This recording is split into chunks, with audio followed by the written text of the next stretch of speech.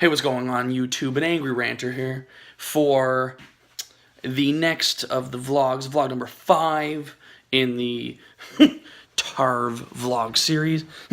Back into our vlogging chair we go for today's extra special rant, which is going to be a video game-esque style rant where I'm going to be talking about, for me specifically, because I was playing some Saints Row earlier, the first one on my 360 for a little bit. I just want to take a few minutes right now and talk about the 3 types of missions that are absolutely aggravating in any video game, no matter what. So let's begin. So the first of those are escort missions. Oh my god, escort missions. The NPCs move at such a slow, standard pace. They don't even want to give it any hustle. You're like, I'm escorting you because you're probably going to die because we're going to have people shooting at you, we're going to have enemies pop out of nowhere, or worse, we have to traverse some sort of very dangerous area. And the NPCs don't want to move or give it any or really hustle through that area. First off, second off, they probably have, the health of shattered glass. So it's ridiculously easy for them to die. Happens a lot in Saints Row, for example.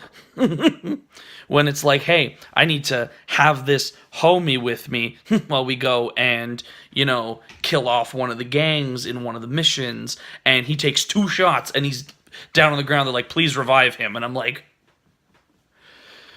ugh, escort missions.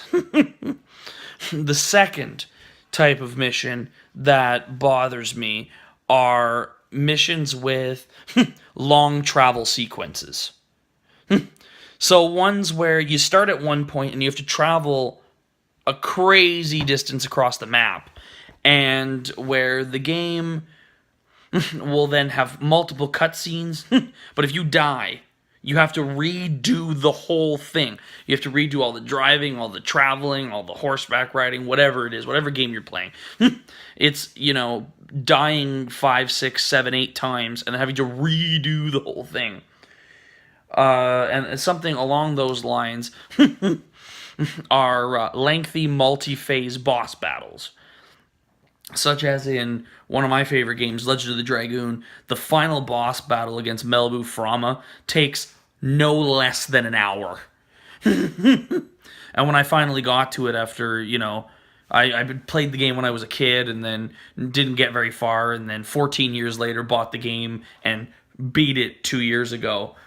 The final boss battle has 4 different stages in it, and they take no less than 15 minutes a stage, and I died 50 minutes in, and I was like, nope, I'm done, I'll come back to this tomorrow. Came back the next day and nailed it off. But that was still a solid 2 hours that I spent in the final boss battle. It was ridiculous.